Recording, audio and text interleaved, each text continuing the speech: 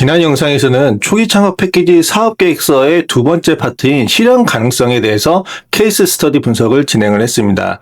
실현 가능성에 대해서 다시 한번 랩업을 해드리면은 심사위원들이 무엇을 알고 싶은가에 대해서 다음과 같은 네 가지 포인트가 있고, 이 중에서도 가장 중요한 거는 개발 계획의 구체성을 확보하는 게 중요하다고 말씀을 드렸습니다. 여기서 개발 계획의 구체성은 여러분들이 앞서 문제인식에서 제시했던 문제 정의와 해결 방안이 있을 것이고, 여기에서 해결 방안과 과연 연결되어 있는 핵심 기능들이 무엇이고, 이 핵심 기능들이 어떻게 구현될 것인지에 대해서 여러분들이 과연 만들어낼 수 있는가라는 부분을 심사위원이 설득되는 게 매우 중요하다고 말씀드렸습니다. 그래서 여기에서 기존에 합격했던 팀들의 공통적인 핵심 전략들을 보면은 무엇보다 앞서 정의된 해결 방안과 그리고 이 해결 방안에 기인한 핵심 기능들, 이 과정들이 프로세스 단계로서 구체적으로 제시가 되어 있는지, 그리고 이 과정들이 시각화해서 제공되고 있는지, 이를 통해서 심사위원들이 충분히 이해할 수 있는지, 이 부분이 첫 번째로 중요하고, 두 번째는 여러분들이 만들고자 하는 그 결과물이 과연 무엇일까에 있어서 이 개발의 실체부를 정확하게 보여주는 게 중요하다고 말씀드렸습니다. 예를 들어서 사용자 관점에서의 UI, UX, 그리고 R&D 아이템과 같은 경우에는 실험 결과값들을 실제 있는 그대로 구체적으로 제시해 주는 게 중요합니다. 그래서 지난번 보여드렸던 예시 케이스에서 보시는 것과 같이 이렇게 프로세스 단계들을 보여주면서 이걸 도식화 시켜주는 게 중요하고, 두 번째는 우리가 만들고자 하는 이 신규 기능들과 서비스들이 어떤 단계로 그리고 어떤 기능으로 구현될 것인지에 대해서 구체적인 결과물들을 이렇게 보여주는 게 중요하다고 말씀드렸습니다. 오늘은 여러분들에게 세 번째 파트인 성장 전략, 그리고 네 번째 파트인 팀 구성에 대한 핵심 내용들을 케이스 스터디 분석을 통해서 전달해 드릴 수 있도록 하겠습니다. 무엇보다 이 성장 전략 파트를 보면은 작성 가이드에 다음과 같은 내용들이 들어가 있습니다. 경쟁 제품, 경쟁사 분석, 그리고 두 번째는 창업 아이템의 목표 시장 진입 전략, 그리고 창업 아이템의 비즈니스 모델, 사업 확장을 위한 투자 유치 전략, 사업 전체 로드맵 일정과 그리고 중장기적 사회적 가치 도입 계획, 그리고 중장기적 사회적 가치 도입에는 크게 카테고라이제이션을 나눈다면 환경, 사회, 지배구조로 나눌 수 있는데, 각각의 파트에 있어서는 어떤 내용들이 들어가야 되는지에 대한 가이드라인들을 제시를 하고 있습니다. 그리고 사업 추진 일정에 대해서 기본적으로 전체 사업 단계, 즉 우리가 단순히 이 사업에 선정돼서 1년 동안 할 내용들이 아니라 여러분들이 적어도 3개년, 5개년 정도의 전체 사업 마일스톤들을 보여주면서 우리가 어떤 식으로 스케일업을 할 것인지에 대한 전체적인 내용들을 보여주시는 게 매우 중요합니다. 보시다시피 여기도 마찬가지로 이 테이블 외에 이 빈 공간에 과연 어떤 내용들을 어떻게 담겨내는 게 심사위원들을 설득할 수 있을지에 대한 포인트가 가장 중요한 부분인데요. 성장 전략 파트에서는 심사위원들이 알고 싶은 포인트는 다음과 같이 네 가지를 들 수 있습니다. 첫 번째는 수익 창출의 논리, 두 번째는 시장 진입 마케팅 전략, 세 번째는 성장 로드맵, 마지막으로는 자금 조달 계획인데요. 저는 여기에서 무엇보다 가장 중요한 거는 수익 창출의 논리를 심사위원들이 충분히 이해할 수 있느냐가 중요한 부분이라고 말씀드릴 수 있겠습니다. 그래서 저는 여기에서 수익 창출의 논리를 심사위원들에게 논리적으로 전달하기 위해서는 다음과 같은 두 가지 핵심 전략을 제시를 드립니다. 첫 번째는 유닛 이코노믹을 제시하는 겁니다. 여기에서 유닛 이코노믹에 대한 용어가 낯설으신 분들이 계시는데요. 쉽게 얘기하면 여러분들이 만드는 제품과 서비스의 객단가, 그리고 여기에서 나오는 수수료율과 같은 이러한 마진율, 그리고 고객 한 명을 확보하면 어느 정도의 금액을 고객들이 1년 또는 2년 동안 우리 서비스를 구매하는지, 여기에 대한 LTV를 제시하는 것들이 중요합니다.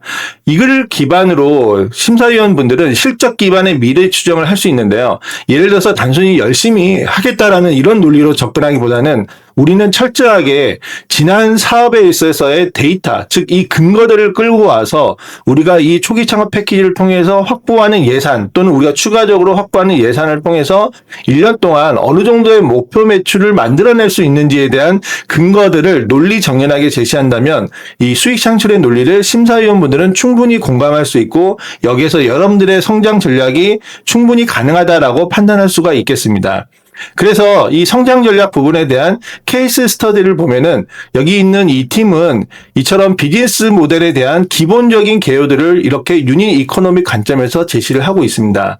여기를 보시면은 이 파트너 한 명, 즉 게임 코치 한 명을 파트너 레벨로 했을 때, 그리고 일반 레벨로 했을 때 우리가 어떻게 금액을 정산을 해주고 있고, 그리고 여기에서 한 명이 우리가 확보됐을 때 얼마의 매출을 만들어낼 수 있는지가 굉장히 정교하게 제시가 되어 있습니다. 그래서 우리가 이 파트너들을 이렇게 확보하면 얼마의 매출을 만들어낼 수 있고 또 얼마의 성장을 할 수 있는지가 심사위원 관점에서는 빠르게 판단할 수 있기 때문에 이러한 유닛 이코노믹 관점에서 우리의 비즈니스 모델을 논리 정연하게 제시해 주는 게 매우 좋습니다. 보시다시피 여기서 딱 한 줄로 정리를 하고 있죠. 코치는 1인당 최대 5월 4천만 원의 수익 창출 가능한 순자산이다라고 얘기를 하고 있죠. 그런데 이런 데이터가 그냥 나오는 게 아니라 결국에는 지난 사업의 성과에서 나온 논리적 근거를 기반으로 이러한 유닛 이코노믹이 나올 수 있기 때문에 이 부분들을 여러분들이 과거 우리가 사업을 하면서 쌓아왔던 데이터에서 인사이트를 끄집어내서 여기에서 수익 모델과 접목시키는 과정들이 중요하다고 볼 수 있겠습니다. 그리고 그 한 줄을 뒷받침하는 세부적인 기존 사업의 성과에 대한 내용들이 다음과 같이 나오고 있습니다. 그래서 기존 사업의 현황들을 보면은 본인들이 런칭 3개월 동안 어떤 매출들을 만들어내고 있고, 그리고 여기에서 나온 수강생들의 현황 데이터, 그리고 프로게이머들의 성과, 그리고 프로게이머 지망생과 게이머들의 비율과 같은 이런 정교한 데이터들을 보여줌으로써 심사위원들이 봤을 때 이 팀은 자기가 사업을 하면서 어떠한 성과들을 얻고 이 성과에서 어떤 인사이트를 얻었고 이 인사이트를 기반으로 이 초기 창업 패키지에서 제시하는 기술 아이템을 접목했을 때 어떠한 스케일업이 나올 수 있을 것이다 라는 것들을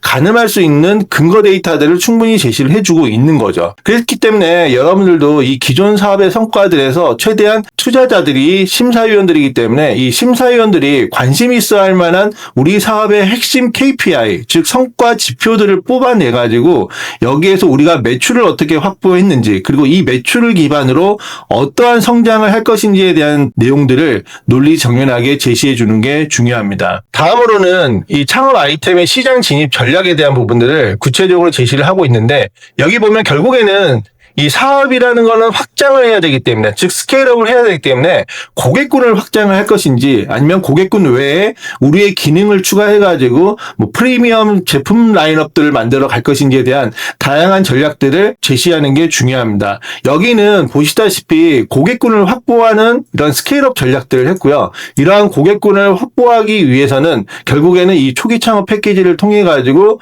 우리가 만드는 이러한 그 핵심 기능들이 구현돼야지 가능하다는 부분들을 이렇게 논리적으로 제시를 하고 있다는 부분도 매우 중요한 포인트인 거죠. 그래서 사업 확장의 방향을 우리가 이 사업을 지원하는 1년차 시점, 그리고 이 사업이 선정이 끝나고 나서 다음 내년도에는 어떠한 성장을 할 것인지에 대한 목표 매출액과, 그리고 여기에서 각각의 핵심 지표들, 핵심 고객들, 그리고 우리가 해외 진출을 통해서 어떠한 단계들의 사업들을 할 것인지가 논리 정연하게 다음과 같이 제시가 되어 있는데, 이 모든 과정들이 결국에는 우리가 기존 사업의 성과가 있기 때문에 그 성과에서 우리는 다음과 같은 미래 성과를 제시할 수 있다라는 논리적 타당성들이 이렇게 제시가 돼야 되는 게 중요하다고 볼 수 있겠습니다.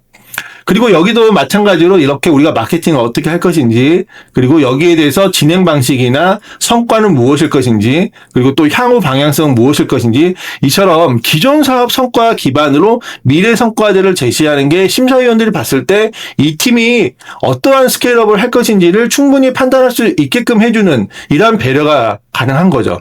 그 다음으로는 결국엔 이런 성장을 하기 위해서는 자금이 필요하잖아요. 그렇기 때문에 우리가 초기 창업 패키지를 지원하는 건데, 그렇다면 우리가 이러한 자금을 어떠한 용도로 사용할 것인지에 대한 부분들, 그리고 그 자금을 사용하는 용도에 따라 가지고 우리는 어떠한 추정 매출을 가지고 만들어낼 수 있는지가 논리 정연하게 제시되는 것도 중요합니다. 그래서 여기는 보시다시피 우리가 이 사업 외에도 신규로 확보할 수 있는 금액이 5억 원 정도이고, 이 5억 원 정도를 각각의 몇 퍼센트 정도를 어디에 배정하고 쓸 것인지 보시다시피 코치 섭외의 40%, 플랫폼 개발의 20%, 운영 비용의 20%, 마케팅 비용의 20%를 확보를 하면서 다음과 같은 추정 매출을 만들어 나가겠다라는 부분들이 논리정연하게 제시가 잘 되어 있고요.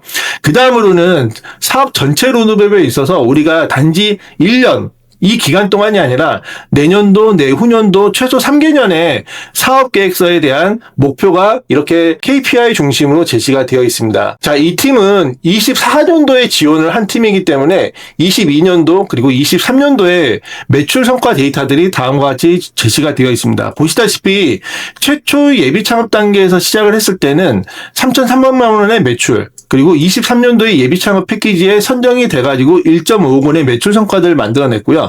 그리고 초기 창업 패키지에 선정이 되면 본인들이 다음과 같은 매출 성과를 만들어내겠다라고 이렇게 굉장히 공격적으로 제시를 하고 있는데, 여기에 대해서 본인들이 왜 이렇게 산정을 했는지에 대한 그 추정 데이터의 근거들을 다음과 같이 제시를 하고 있습니다.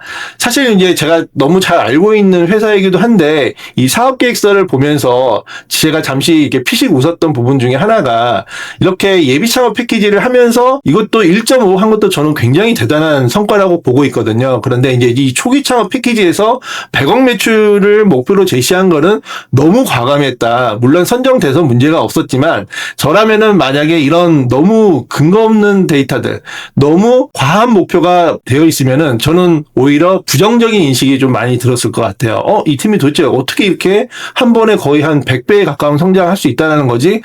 그 정도의 아이템은 아닐 것 같은데 약간 이런 부정적인 생각들이 들 수 있기 때문에, 사실 여러분들이 이 초기 창업 패키지를 포함해가지고 전후로 나올 수 있는 매출 성과 지표들을 이처럼 100배, 200배 이렇게 잡기보다는 가장 현실적인 거는 5배, 10배, 10배만 하더라도 굉장히 대단한 거거든요. 그래서 이러한 그 목표 지표들을 설정하셔가지고 로드맵들을 제시하는 것도 좋다라고 저는 말씀드릴 수 있겠습니다. 그래서 전체 사업 단계에 있어서 본인들이 어떻게 사업 추진을 할 것인지에 대한 이러한 일정들을 이렇게 제시를 하고 있고요. 그리고 협약 기간 동안 본인들이 어떤 목표를 달성할 것인지에 대한 내용들이 반영되어 있고, 무엇보다 여기에서 기존에 본인들이 자금 조달했던 내역들을 기반으로 해가지고 이번 초기 창업 패키지에 지원했을 때 이해 연도에 본인들은 어떤 계획들을 가지고 자금 조달할 것인지에 대한 내용들이 반영되어 있습니다. 사실 초기 창업 패키지에 지원하실 때 그해 연도에 이런 자금 조달 계획만 넣어도 되는데, 여기 이 팀을 보면은 이렇게 중기부를 통해서 1.5억 원, 즉 초기 창업 패키지를 통해서 1.5억 원을 지원받고, 그리고 본인들이 기술 보증이나 또는 신용 보증과 같은 대출을 통해 가지고 1억 원을 확보하고, 그리고 시드 투자를 2억 정도를 받아서 총 5억 4천만 원의 자금 조달을 하겠다라는 계획을 세운 것도 굉장히 잘 세운 거예요. 그런데 심사위원들이 봤을 때 뭐 이 정도는 충분하지, 뭐 그냥 이 정도는 그냥 뭐 많은 팀들이 이렇게 제시를 하고 있기 때문에 그런갑다라고 생각을 하고, 뭐 설마 하겠어? 또는 뭐 할 수도 있겠지, 이런 생각들을 가지고 있겠지만, 이 팀이 전년도 예비 창업 패키지를 통해서 확보한 자금의 주요 내용들을 보면은 보시다시피 본인들이 예비 창업 패키지를 통해서 5천만 원 확보하고, 그리고 사실은 청년이 대출을 통해 가지고 사업을 초기 단계부터 공격적으로 드라이브하는 게 사실은 심적으로 되게 부담 가는 영역이거든요. 그런데 본인이 공격적으로 기보나 신보를 통해 가지고 1억 원을 확보했고, 그리고 본인의 자본도 이렇게 3천만 원이라는 거금을 투자해가지고 1.8억 원의 자금을 확보했다는 이러한 증거들을 이렇게 딱 보여주면은 심사위원들이 봤을 때 1.8억 원을 전년도에 확보를 했는데 이런 역량이라면 이 5.4억 원도 올해 충분히 확보할 수 있겠구나라는 이런 신뢰 데이터를 충분히 주고 있다는 부분에 대해서 저는 이 장치를 넣었던 게 매우 주요하다라고 말씀드릴 수 있을 것 같습니다. 그 다음으로는 이 팀은 여기에서 투자 유치에 대한 계획을 굉장히 디테일하게 설계를 했는데, 우리는 시드단에서 이렇게 10억 원의 기업 가치를 인정받고 투자자로부터 1억 원을 투자받고, 여기에서 우리의 지분율은 어떻게 변할 것이다. 그리고 이 다음 단계인 시리즈 A 단계에서는 우리는 200억 밸류로 우리는 20억을 투자받고, 시리즈 B 단계에서는 우리는 1000억 밸류로 100억 원을 투자받겠다. 여기에 따라서 우리의 지분율은 어떻게 변화하겠다라는 이런 지분 희석 시뮬레이션까지 매우 디테일하게 보여주고 있고, 그리고 우리의 투자 및 협업 기관으로는 이런 것들이 가능할 것이다 라고 이게 제시를 하고 있습니다. 제가 봤을 때 이런 초기 창업 패키지에 이 정도의 투자 유치 계획을 디테일하게 넣은 케이스는 이 팀이 아마 처음이었던 걸로 같은데요. 보시다시피 이 팀이 넣은 이런 지분 희석 시뮬레이션은 보면은 대부분의 심사위원들이 투자자들이기 때문에 매우 의미 있게 저는 본다라고 볼 수 있겠습니다. 물론 터무니없다라고 생각하실 수도 있겠지만 저는 제가 봤을 때 이 팀은 투자에 대해서도 굉장히 깊이 있게 고민을 했구나라는 이런 지문이석 시뮬레이션만 보더라도 알 수 있거든요. 그래서 이런 정보들을 여러분들이 혹시라도 넣을 수 있으면 이거는 마이너스라기보다는 저는 플러스라고 볼 수 있을 것 같습니다. 그래서 저희 정석비즈에 보면은 저희가 투자 유치 전략을 위한 창업자의 지분이석 가이드라는 영상과 실습 템플릿 그리고 이러한 내용들을 모두 다 무료로 저희가 제공을 해드리고 있기 때문에 저희 정석비즈 커뮤니티에 들어오셔서 이 영상과 이 프롬프트를 모두 다 무료로 다운받으셔서 활용하시면 매우 좋을 것 같습니다. 자, 다음 단계로는 마지막으로 네 번째 팀 구성인데요. 팀 구성에는 대표자 및 팀원 구성 계획과 함께 향후에 우리가 협력해야 될 기간 또는 이미 협력하고 있는 기간 등에 대한 현황들과 협업 방안들을 제시하는 게 있습니다. 자, 무엇보다 여기는 여러분들이 예비 창업 패키지나 다른 지원 사업을 통해서 많이 써보셨기 때문에 이 부분에 대한 디테일한 설명을 하기보다는 실제 케이스 스터디를 보고 여러분들에게 설명을 해드릴 수 있도록 하겠습니다.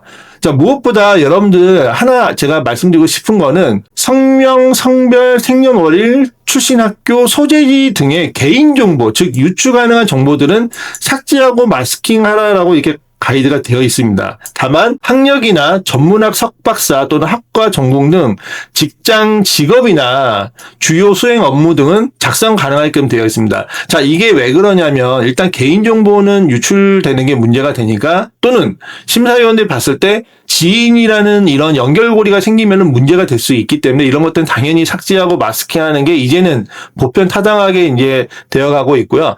다만 여기에서 학력이나 석박사 또는 학과 전공 또는 주요 수행 업무는 심사위원들이 봤을 때 과연 이 팀이 이 비즈니스 모델을 충분히 스케일업 단계로 끌어올릴 수 있느냐에 대한 판단을 하기 위해서 매우 중요한 핵심 정보이기 때문에 이 정보는 작성 가능하게끔 해주고 있습니다.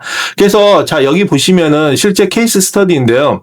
여기 이 팀은 보시다시피 대표자가 자기의 역량을 카테고라이제이션별로 굉장히 디테일하게 설명을 해놨습니다. 그래서 자기는 전직 프로게이머 출신이었고 그리고 또 ITM 마케팅 에이전시에서 영업과 PM들을 했기 때문에 나는 이 전체적인 비즈니스의 총괄 CEO로서 충분히 끌고 갈 수 있다. 라는 것들, 그리고 여기 보면은 이 공모전 수상했던 이런 내용들을 넣으면서 본인의 이러한 그 비즈니스 모델이 여러 성과들을 기반으로 해가지고 충분히 스케일업 단계로 끌어올릴 수 있다는 것들을 이 프로게이머의 경력과 그리고 본인의 이런 직장 업무들 그리고 공모전 수상 과정들 그리고 기존에 했던 이러한 여러 사업 관련 활동들을 넣어서 심사위원들에게 설득 논리로 제시를 잘 하고 있고요.